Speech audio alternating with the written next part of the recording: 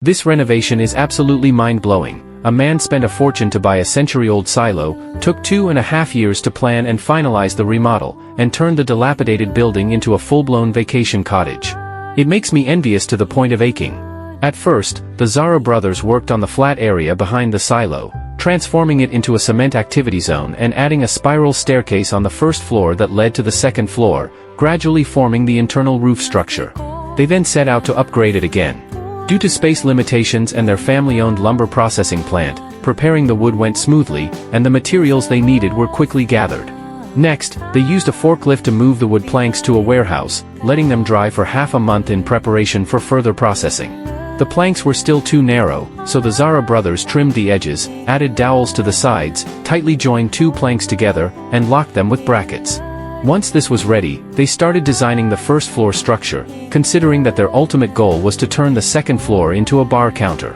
To achieve this, they cut the planks to size, created a frame model, and added LED strips in the slots to ensure the bar counter had the right ambience. Afterward, Worzalla called a friend, and together they carried the planks into the silo and installed them onto the bar counter frame. Next, they moved on to the design of the second floor.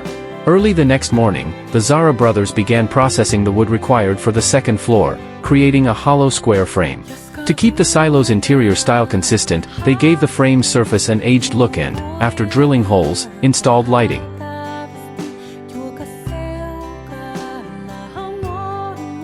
They also painted the surface with floor paint to add a touch of vintage charm. Once done, they installed a pulley system on the top floor, lifted the bracket with a pull,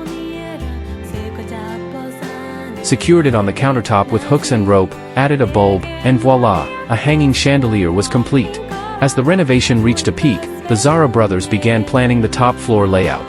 They installed wooden beams on the top floor to create a bench seating area.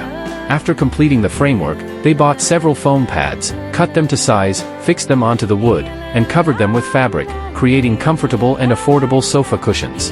Meanwhile, they hung cushions on the rear cement wall to add extra comfort. While they had time, Worzalla added a small bench next to the entrance and installed a bracket on the table to perfectly address their power needs. To ensure the floor's durability, they applied a layer of sealant on the cement floor. Finally, they installed a gas stove along the wall so the interior would stay warm even in winter. With that, the silo's renovation took another step forward, and tomorrow, they will make the final interior adjustments.